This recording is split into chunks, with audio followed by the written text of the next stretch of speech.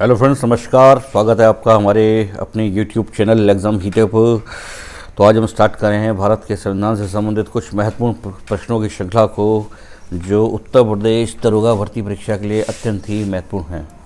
तो चलिए स्टार्ट करते हैं। फिर पहला क्वेश्चन है, निम्नलिखित में से कौन सी भाषा 8वीं अनुसूची में शामिल नहीं है? तो उसका सही आंसर होगा भोजपुरी भाषा। भोजपुरी भाषा जो है वो 8वीं अनुसूची में शामिल नहीं है, इसको ध्यान रखेंगे। संविधान की 8वीं अनुसूची में भाषाओं के बारे में प्रावधान किया गया है। तो एक क्वेश्चन ये बनता है कि भाषाओं से संबंधित किस अनुसूची में प्रावधान है? तो संविधान की 8वीं अनुसूची में भाषाओं से संबंधित प्रावधान है। वर्तमान में 8वीं अनुसूची में कुल 22 भाषाएं हैं और इन 22 भाषाओं में भोजपुरी भाषा शामिल नहीं है। निम्नलिखित में से कौन सा एक संविधान संशोधन 8वीं अनुसूची से संबंधित नहीं है? तो उसका राइट आंसर होगा सी 8वीं अनुसूची से संबंधित नहीं है। 21वां संशोधन 1967 में आया। इस संशोधन के द्वारा सिंधी भाषा को संविधान में शामिल किया गया। तो ध्यान रखेंगे, संविधान में शामिल होने वाली पहली भाषा है सिंधी भाषा। 71वें संशोधन के द्वारा नेपाली, मणिपुरी और कोंकणी भाषाओं को संविधान में शामिल किया गया था 1992 में 71वें संवैधानिक संशोधन के द्वारा।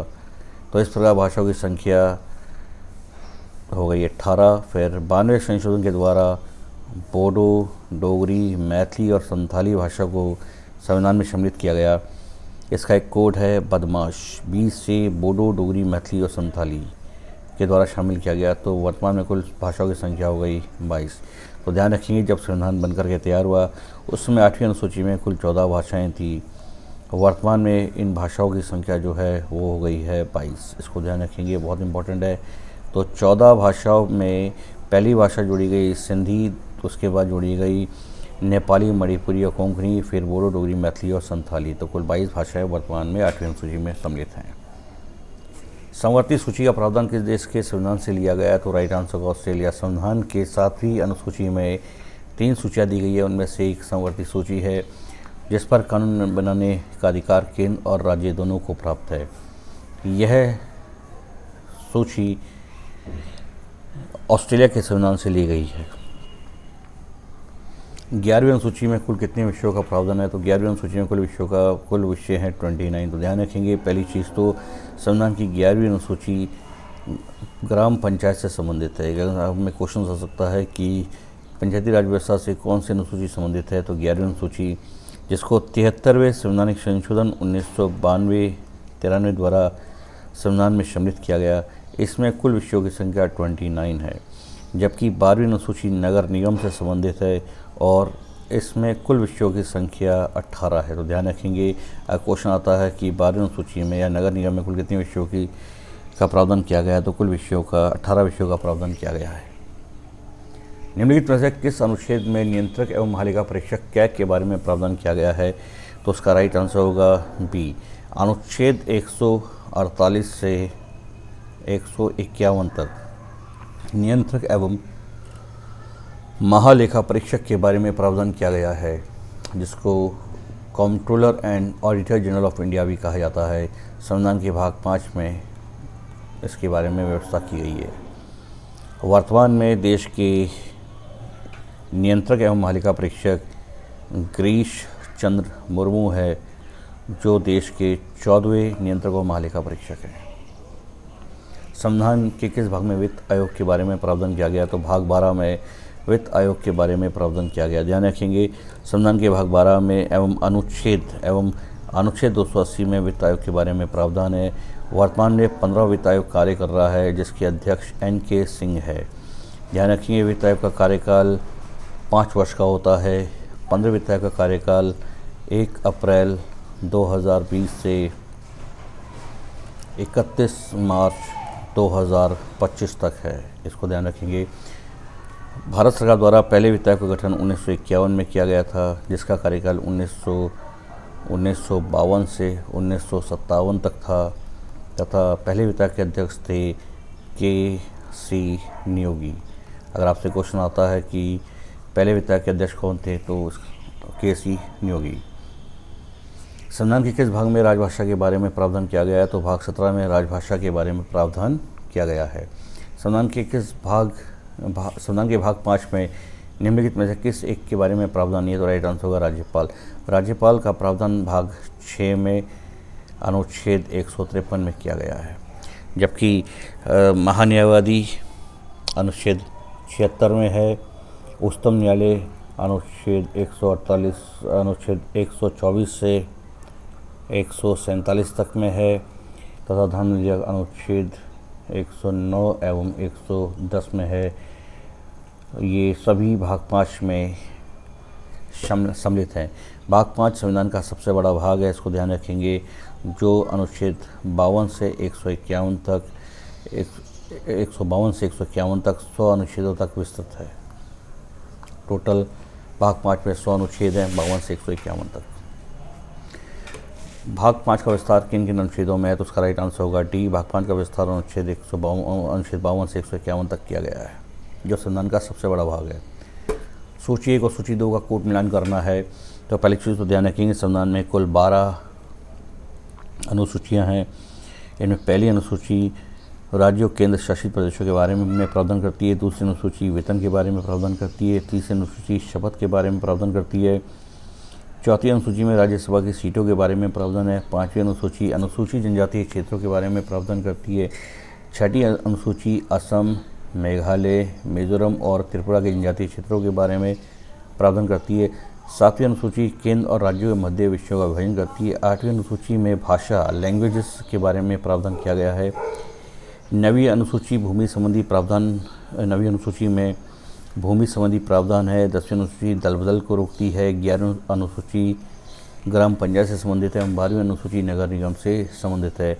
तो यहाँ पर तीसरी अनुसूची का मिलान किया जाएगा शपथ से। चौथी अनुसूची राज्यसभा की सीटों के लिए। दूसरी अनुसूची अनुसूचित जनजातीय क्षेत्र, दूसरी अनुसूची वेतन से संबंधित है। तब पांचवी अनुसूची अनुसूचित जनजातीय क्षेत्रों से संबंधित है।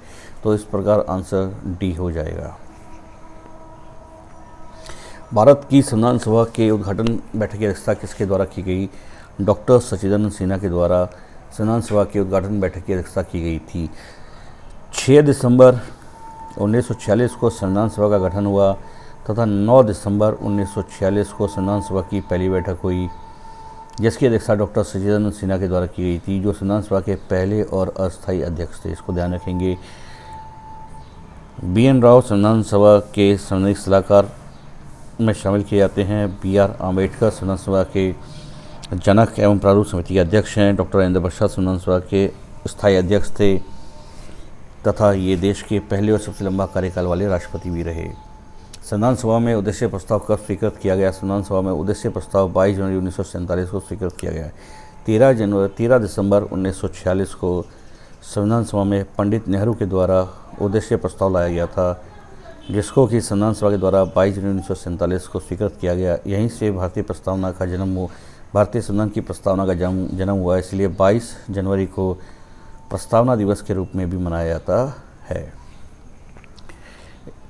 इसके सिवा 29 अगस्त 1947 को संविधान सभा में प्रारूप समिति का गठन किया गया था, जिसके अध्यक्ष BR अम्बेडकर थे। संविधान सभा की पहली बैठक कब हुई? संविधान सभा की पहली बैठक 9 दिसंबर 1946 को हुई। तो संविधान सभा की पहली बैठक 9 दिसंबर 1946 को हुई, जिसके अध्यक्ष डॉक्टर सच्चिदानंद सिन्हा थे, जो संविधान सभा के पहले और अस्थायी अध्यक्ष थे। संविधान सभा में प्रारूप समिति का गठन कब किया गया? 29 अगस्त 1947 को संविधान सभा में प्रारूप समिति का गठन किया गया था, जिसके अध्यक्ष डॉक्टर BR आम्बेडकर थे। संविधान सभा के कितने सदस्यों ने संविधान पर हस्ताक्षर किए? तो इसका राइट आंसर होगा बी। संविधान सभा में कुल 284 सदस्यों ने संविधान सभा में संविधान पर हस्ताक्षर किए थे। इनमें सर्वप्रथम हस्ताक्षर करने वाले पंडित नेहरू थे, जो देश के प्रथम प्रधानमंत्री भी बने, तथा सबसे अंत में हस्ताक्षर डॉक्टर राजेंद्र प्रसाद के द्वारा किए गए थे। डॉक्टर राजेंद्र प्रसाद ने सबसे अंत में हस्ताक्षर किए, इसको ध्यान रखेंगे, जो देश के पहले राष्ट्रपति थे। संविधान सभा में 284 सदस्यों में हस्ताक्षर करने वालों में 15 महिलाएं शामिल थी। क्वेश्चन आता है कि संविधान सभा में कुल कितनी महिलाएं शामिल थी? तो संविधान सभा में कुल 15 महिलाएं शामिल थी। संविधान सभा के कुल सदस्यों में देशी रियासतों के कुल कितने प्रतिनिधियों ने भाग लिया, तो उसका राइट आंसर है 93 देशी रियासतों ने संविधान सभा में भाग लिया था। इसमें ध्यान रखेंगे हैदराबाद के द्वारा संविधान सभा में भाग नहीं लिया गया था, जबकि मैसूर एक ऐसी देशी रियासत थी जिसने कि संविधान सभा में अपने सर्वाधिक प्रतिनिधि भेजे थे।